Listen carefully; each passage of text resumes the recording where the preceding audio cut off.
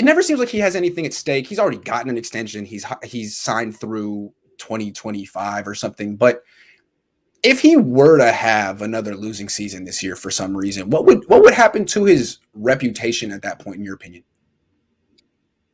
Well, I think the 49ers fan base would have a pretty drastic split, but I think 60% of them would be leaning towards the fact that they would be very concerned. Yeah.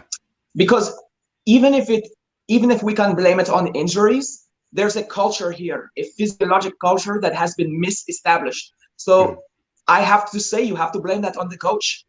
I think it should result. I think it will result in a serious talk with Jed York. I think even John Lynch will feel the trickle effect from this because he's still the GM. And I know he's not running the practices, but it's teamwork. And I think he goes on the hot seat. I really do. As far as his reputation around the league, you still hear that he's considered the offensive guru. I can agree with that. He's an offensive coordinator who seems to be in a head coach's job. Does not have the staff around him, I feel, that he's able to rely on. And I don't think he's within his league to necessarily manage what is going on. So I think his reputation begins to be revised. People will always call him a really good offensive coordinator. Yeah. But his head coaching will come into strong question. I totally agree. There's a question right now, but I think we are also willing to give him a pass at this point. Not all of us, but we still see that there's potential here, and we're waiting. Come on, Kyle. Show us that you can adapt to this. Give us a plan and show us this year. We don't have to worry. Right. Like if he were to have another winning season, 11, 12 wins, maybe just a playoff appearance, his reputation would be good. I mean, you'd look at him as, well, he had some injuries, but when the team is relatively healthy, he wins. He's a good head coach. I think most people still want to think that he's a good head coach, even though he only had one winning season. If he has a winning season, we will all unreasonably fangirl over this and jump back on his bandwagon. Yeah, 2 winning seasons. Wow. Right. But if he can't get off the schneid and he's stuck at 1 after year 5, I think even a lot, like you said, 60% of 49er fans will, and not just Niner fans. I mean, media around the country will start to not give him the benefit of the doubt. They'll say what you said. Well, he's a really good offensive coordinator, but so is Norv Turner. So his dad, Mike Shanahan, was a championship head coach. Does Kyle have that type of leadership? You'll have all those questions. And so he needs to win this year. There is something at stake for him. He needs to win this year. Absolutely. And I think he's also still kind of young. Yes. And I mean, his father was more seasoned, and a lot of other head coaches are more seasoned. I think that, to be honest with you, he is so hyper fixated on what he can control that's what he sees in front of him. He's still an offensive play caller. And I feel like his approach to practice, the whole 1 hour practice thing is his hyper focus. And he's a hyper focused guy. You can see that. Yes. I mean, the best way. He's an offensive idiot savant, literally. Yes. And I think that rolls over into his knowledge. He's a wide receiver. He does understand football. He is an offensive coordinator, but he's not a D lineman. He's not a running back. He's not a super athlete. To be quite honest with you, I never really would have considered him an athlete had he not even played football. Right. He doesn't look like an athlete. He wouldn't have made it today. Yeah. No. Did he ever play? I mean, did he play at Texas? I don't think he played. I don't know anything about his college career other than I think he was like a third wide receiver or something. Maybe somebody in the chat can figure that out for us. Find that out. Yeah. He is a lot taller than his dad. His dad's like 5'4".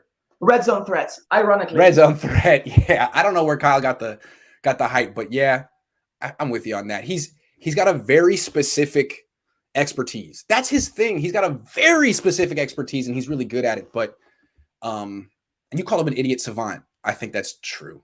I think we do need him, but we need other people with more power. In other words, like the practices, he shouldn't be running them at all. He should be sitting there with his playbook and just calling plays when they're ready.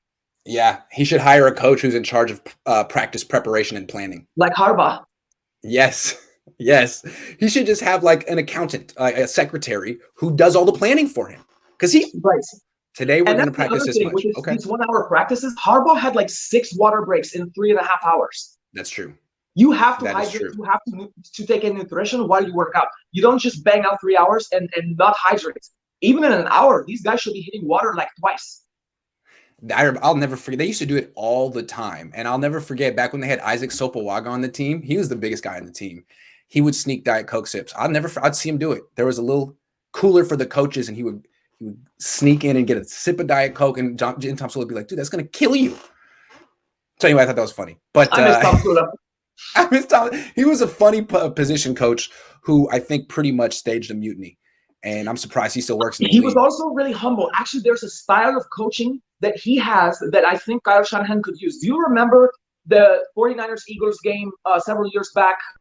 They said the Eagles, they were going to prove whether or not they were a good team, if they could come beat the 49ers. And Antoine Bethea was the safety. Oh, and when Chip Kelly. Chip Kelly was the coach of that team. Yep. Right, and they beat him.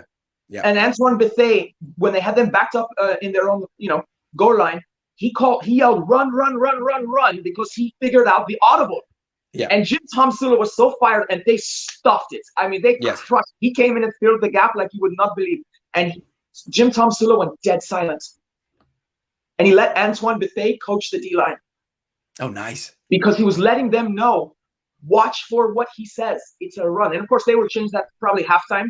I guarantee you the Eagles, Carson Wentz, he saw that, and he was like, we got to get that changed. But the point is, Kyle Shanahan's not really that kind of guy. If you notice, he's a lecturer. Because he's so intelligent, so capable, he has his book and he reads to you. He talks at you. He tells you what to do. I don't think he's really used to empowering. I think you're right. And I think that, who did that, who served that function on the 49ers the last 4 years? The current head coach of the Jets. Yeah, the current head coach of the Jets. Saleh is so he has so much finesse that I think he was able to lead that team's. He was able to lead that team from the back seat without overshadowing Kyle. He let Kyle take the credit, but he filled in all the blanks that Kyle couldn't provide. I really believe that. And I'm curious. I mean, I think DeMeco Ryans is a natural leader too. We'll see if he can serve the function because it's necessary on this team. The head coach is a coordinator. Robert Saleh is the father figure that we just lost, but DeMeco Ryans is one of the boys. It's going to be interesting to see how his on-field influence might be greater than Saleh. But Saleh is a very paternal presence. And I think that what Saleh had, that DeMeco Ryans might develop as he gets older. And I don't necessarily need him to. I want DeMeco Ryans to be DeMeco Ryans. I think there's that certain thing, like this dude's a gladiator on the field. Like they respect him. But Saleh was, as alpha as he was so soft. At the same time, he's like a giant grizzly bear, teddy bear kind of guy. And I think he really empowered guys to really feel like dad's watching me. He had that very fatherly influence. Kyle Shanahan, Robert Saleh doesn't yell. He doesn't really curse. Yeah. Yeah. That bothers me, Dante Pettis. I know he has his own thing, but the way he came down on him and the management from a leadership aspect, you just can't do that. That's not how he squeezes these lemons. I would love to hear Dante Pettis and Ahkello Witherspoon off the record, their thoughts about Kyle Shanahan. I bet you they would unload. And maybe Kyle Shanahan's side of the story is legit too, but those are two very young men. Well, Goff, I want to hear more about what Goff has to say about McVay, because we've been talking about why McVay is such a great guy. He doesn't throw his guy under the bus. Okay, after the Super Bowl, that was true, but not the next season. Nope. Actions speaking louder than words. McVay is he's very passive aggressive. How do you figure? He'll say the right thing and then throw money. Yes. The looks he gives. Looks. The maybe the questioning. Did you ever notice how when something went wrong, he would ask Goff what's going on? Like on the field. You can tell me why my beautiful, perfect plan didn't work. Is it maybe your fault? It began that way, I fear. You know who McVay gets that from? You know who McVay gets that from? Who does the same thing, and I can't stand it? John Gruden. Whenever Derek Carr does something, John Gruden rolls his eyes. He's like, Derek again. Derek.